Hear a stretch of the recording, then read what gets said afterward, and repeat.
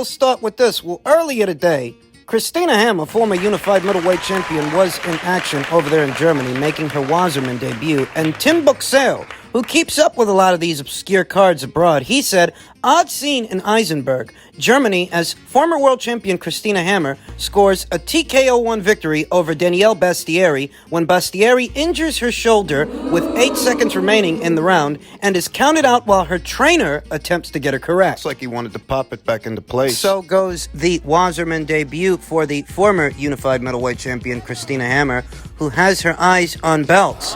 She means to get them back, and I don't think she means to get them back in the middleweight division. Last 2 fights have been super middleweight contests. I don't get the sense she's going back to the middleweight division. I get the sense that if she's belt hunting, it's for a belt at 168 pounds. And we've talked about all of that. Between December of last year and December of this year, Christina Hammer has fought for all of 1 round. Just 1 round. And that is not adequate preparation for a Franchon Cruz, not adequate preparation for an Aline Cederroos. It just isn't. If they wanted to fight for a belt and win a belt, they've got to get her out there, and they've got to get her out there soon. Get her out there again. Get her back out there as soon as possible, in February or March. Get her back out there, because in the last 12 months, she's only fought for 1 round in a fight that ended rather strangely. She's a capable boxer. I don't really like Christina's chances against Franchon Cruz. Christina, who's a capable stick-and-move boxer, stick-and-move jabber, she can fight on the balls of her feet, though that upright European style wouldn't favor too well with Franchon Cruz's looping right hand. That overhand right that found a home time and time again against the very statuesque Marisela Cornejo. Against Christina, I think it would be a similar situation. However, I like Christina's chances against Aline Cederroos. At least more than I like her chances against Franchon. Aline, who's a lot bigger than Franchon, and bigger even than Christina Hammer. She's a bigger woman than both, though a lot less experienced as a professional boxer, and it has been a while since Aline had a fight. She's big, she punches hard, she's capable, though compared to Franchon and compared to Christina, she really does have a lot less experience in the ring, less rounds in the bank, and I think that really does favor Christina Hammer. I think that's who she's going after. I do think she needs to get back out there at least one more time before she challenges for a title. She had ring rust to shake off, and I don't think she shook it all off in just 1 round. Just 1 round. She didn't suffer any cuts, bumps, or scrapes throughout the course of the fight, because the fight didn't last more than 1 fucking round. Get her back out there in February. I think she's going to need some more rounds in the bank before she's ready to challenge champion at 168 pounds for a world title, of which there are 2. Get her back out there in February. Super featherweight news. Newly crowned unified champion Mikaela Mayer took to social media to rib her domestic rival, Alicia Baumgardner. She said, "The second I won the world title against Brotnicka, I was calling the rest of the champs out. There was no quote-unquote just gonna enjoy the belt time like Alicia Baumgardner. Be great, like me." And Mikaela made sure to tag Alicia in that post, to which Alicia replied, "Living rent-free in Mikaela Mayer's head. I love it," to which Mikaela replied, "LOL, how original." Word around the campfire seems to be that Matchroom's got something big in store for Alicia Baumgardner, that there may be a big announcement made this weekend or in the coming days after it, involving Alicia and what could be her future at Matchroom. Alicia, who is currently in She's in Vegas right now. likely continuing to do the rounds on Matchroom shows the way she has been for the last 1 or 2 Matchroom shows after having knocked out Terry Harpier, prying that green belt away from her. A lot of people have noticed that Matchroom is taking the opportunity to get Alicia out there inside or outside of the ring. Get her out there and get her out there often. Let people get a look at her, get to know her, because they're going to like what they see. Inside and outside of the ring. Alicia Baumgardner is a unique blend of charisma, aesthetic value, and boxing skill. Genuine boxing acumen that's actually crowd-pleasing. All the ingredients for what could be the perfect ambassador for women's boxing by way of Matchroom here in America. They know what they're doing. They know why they're doing it. And it's for this reason I've been telling you, that Mayer fight ain't next. In all likelihood, what we might see next is a Hyun-Mi Choi unification match. That makes the most sense moving forward. Mikaela Mayer might have been the A-side to Alicia Baumgardner before the Terry Harper fight.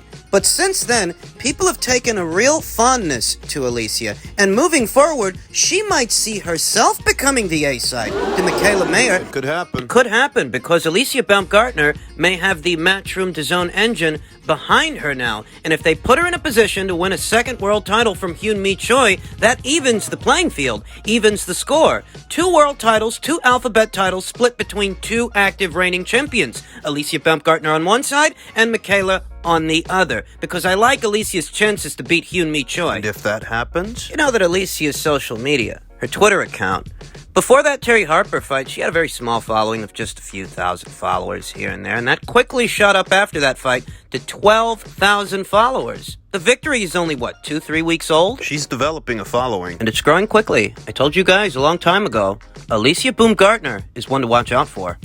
In other news, heavyweight news, on Thursday night this past week, Michael Hunter got a surprising split draw with Jerry Forrest. You heard that right. Jerry Forrest, of all people. Michael Hunter, on Triller, where he's fighting now. He's regressing. He didn't look his best. Didn't look at all like a dark horse in the heavyweight division the way he had been looking not but a few fights ago. Before he decided to jump into bed with Triller, sign a multi-fight deal with them on this platform, Mike Coppinger said, in a shocker, Michael Hunter and journeyman heavyweight Jerry Forrest fight to a draw. Forrest accepted the fight on really short notice. Hunter is ESPN's number 9 ranked heavyweight. You might remember that Michael Hunter was supposed to be fighting Mark Demori. we talked about it here on the channel, and I vaguely recall that the New York State Athletic Commission would not approve that fight. They rejected Mark Demori as an opponent for Michael Hunter. Mark Demori, who claims to have learned to box by watching YouTube videos. And to that performance, Michael Hunter took to social media himself and stated, I walk this step by step. No excuses, no regrets. My spirit is free. I learned early in life all I can do is my best. If I proceeded, the universe will not disappoint. Stay in line for what is yours. It cannot be taken from you unless you're not absolute in your effort. And don't these inspirational quotes always happen to come at a time when a guy makes a bad business move, makes a bad business decision? Guys start talking about Jesus, Heart chakras. spirit animals in the fucking universe. What you are experiencing, my friend, is buyer's remorse. Let me ask you a question. You're a boxer. How are you supposed to grow your profile as a boxer, boxing on a platform that most boxing fans don't watch? You're a boxer, right? You're gonna amass a following as a boxer. You box guys like Ustinov, guys like Povetkin. You box these kind of guys so that you can go back to boxing club fighters like Mike Wilson and journeymen like Jerry Forrest. You're drawing with Jerry Forrest now. Multi-fight deal, ladies and gentlemen. He did it to himself. He walked away from that Hergovic fight. We all fucking know it. It was an IBF final eliminator that if he won, if he got through it, on the other side would have been everything that he wanted. He would have been in a pole position to challenge for all of those belts and get himself a bigger payday than anything he's making thus far on Triller. Could have got a rematch with Usyk. Or at least been in a position to get one. What position has he left himself in now? Beating the likes of Mike Wilson and drawing with the likes of Jerry Forrest. He should be thankful that not many boxing fans actually tune into Triller for boxing matches, as most of them would have seen him stink out the place. Tell me about it. It's the short game versus the long one. It's the short game versus the long one, the one that pans out better in the long run. He thought he'd make more money boxing on Triller. Against club fighters and journeymen, the path of least resistance, that's what he chose. He knew what he was doing, and he knew why he did it. I'm not castigating him for that. It's his career, his business decisions to make. I am simply characterizing the situation for what it is, a miscalculation, a misstep that is causing Michael Hunter's career, once promising career, to plateau. How else would you describe it? You think it's at all encouraging that he's regressing and he's reduced to drawing with the likes of a Jerry Forrest? How the hell are you supposed to beat world-class fighters, world-class guys, when you can't make it past him? In other news, a very defensive Leonard Ellerbe took to social media and stated, most of you had never seen Kambosos fight or ever heard of him before he upset Lopez, which isn't true. I saw George fight Lee Selby. I saw him on that fight. I've been knowing who he is long before last week. I've been telling some of you haters for quite some time that Tank, Ryan, Tio, and Haney aren't the only good fighters in the division. Okay. Leonard added, Cruz, just like Cambosius, is ranked in the top 10 in every organization for a reason. They've busted their ass and earned it. Just because they don't have a high-profile name in the sport doesn't mean shit. Some of your toughest fights are the guys most don't know. Ask Lopez, and it sounds a lot like Leonard's trying to correlate Cruz's lack of a profile to George's lack of a profile, at least his lack of a profile before that Teofimo Lopez fight. Essentially, what he's trying to do is use one fight as a parallel for another. He's got a point, though. I mean, most people didn't know Sandor Martin before he upset the apple cart for Mikey Garcia very recently. The same applies to Alexander Usyk to some degree. There were many Americans who were not familiar with Alexander. There were many boxing fans before that who were not all that familiar with Andy Ruiz when he upset the apple cart for Anthony Joshua. So Leonard is making a valid point, though. Those are still hollow words coming from him when he's the guy who threw shade at Josh Taylor for not having a profile. I didn't forget. He's the guy that scoffed at the idea that Gervonta Davis should fight Josh Taylor for all of Josh's alphabet titles, Josh being the 140-pound division's undisputed champion. Leonard's the guy that scoffed at the idea that Gervonta should fight Josh because don't nobody know Josh. That's what he said. Those were his words. That nobody knows Josh Taylor and he can't fucking sell anything, so why should Gervonta Davis fight him? Yet here's Gervonta Davis fighting a guy with even less of a profile than Josh. At least Josh is an undisputed champion. What the fuck is Isaac Cruz? A last-minute replacement. A stand-in for Rolly Romero, lest we forget. Isaac Cruz wasn't the guy that Gervonta was originally going to be fighting. He was originally going to be fighting Rolly Romero, but Rolly got in some hot water with some girls over some inappropriate behavior, and he couldn't fight. They pulled him out. Stuck Isaac in there, and now Leonard Ellerbe is defending this hand pick. Fucking hypocrite. Boxing's used car salesman, snake oil salesman. How do you downplay Josh Taylor, an accomplished fighter like a Josh Taylor, an undisputed champion in his own division? How do you downplay that guy saying nobody knows him? But try to talk up this guy. I understand that. He doesn't have much of a profile either. He has even less of a profile than Josh does, though all the same, you're the guy that was shading a fighter on the premise that no one knew him. Isn't Leonard the guy that said they gotta bring something to the table for a Davis fight? What the fuck is Isaac Cruz bringing to the table that Josh ain't? Listen, I told you guys what this is really all about in a previous video. They fight these guys like Mario Barrios and Isaac Cruz, Yuriorkis Gamboa, Jesus Cuellar, because these guys don't cost a lot of money to get them in the ring. It's easy for Gervonta Davis to play the A side with these very nondescript and obscure fighters, some of which are past their best, like Yuriorkis Gamboa, though all the same.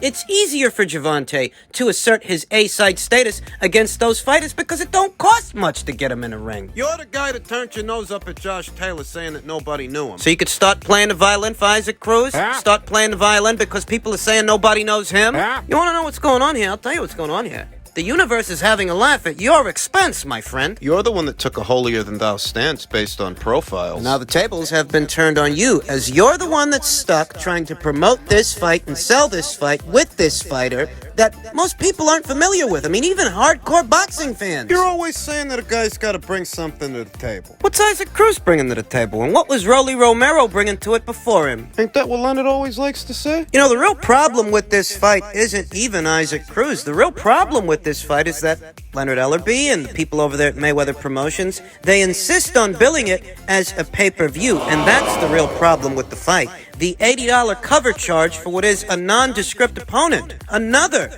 nondescript opponent. We just saw a great fight last week between Teofimo Lopez and George Kambosos that didn't come with an $80 cover charge. Later on this month, we're going to see another great fight between two former champions in Vasyl Lomachenko and Richard Commey, two guys that had competed at a higher level at this weight than either Gervonta Davis or Isaac Cruz. And that fight don't come with an $80 cover charge either. Let me put it to you in layman's terms. I get better fights than this that don't cost $80. So why the fuck is this a pay-per-view? I get better fights than this on DAZN, and it don't cost me $80 to watch them. I'm gonna get a better fight than this on ESPN later on this month when Vasyl Lomachenko fights Richard Commey. So you tell me, how is this value for money? Why is this on pay-per-view? The real problem isn't even Isaac Cruz. Just like the Mario Barrios fight, For those of you that have been following the channel for at least some months, you'll know I said the exact same thing in reference to that fight. The Mario Barrios fight might very well be a solid fight, but the problem is the $80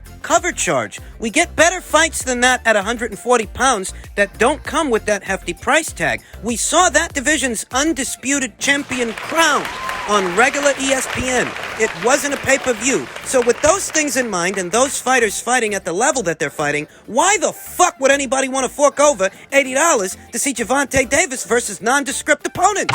Nondescript opponents from 135 to 140 pounds. It's gonna cost me $80 to watch the fucking fight. Why don't you put him in there with somebody that's proven? Someone that's proven to be elite. Someone that's competed at the highest levels of this weight class. Someone perhaps a little bit more recognizable than an Isaac Cruz. This goes back to what I'm always telling you guys. Any business that is a business relies on the principle of supply and demand, whereas for some reason at Mayweather Promotions, they keep supplying you with things you're not demanding. Who was really demanding to see Davis versus Romero? I don't think anybody was demanding for Gervonta Davis to fight Isaac Cruz because Isaac Cruz is a last-minute replacement. Better still, any business that is a business relies on the principle of supply and demand, and the people at Mayweather Promotions, they've got it backwards. They keep supplying you with things that you're not demanding whilst actually ignoring your actual demands. Trying to charge you more than everybody else for a fight at the same time. Showtime is putting on 2 pay-per-views this month. We saw 2 pay-per-views last month. Canelo Alvarez's at the beginning of the month, his undisputed bid, and Terrence Crawford versus Sean Porter at the end of the month. That's 2 pay-per-views right then and there. That's about, what, $160? So you could pay $160 more for Tommy Fury versus Jake Paul, Gervonta Davis versus Isaac Cruz. How do you think I made money? The people who are already subscribed to DAZN, whether it's month to month or annually like I am for boxing, plus ESPN plus the pay-per-view charge last month, another 2 pay-per-views by way of Showtime this month. And listen, it's nothing against Isaac Cruz. He can be a solid fighter, but just because he's a solid fighter doesn't mean you should tack on an $80 cover charge.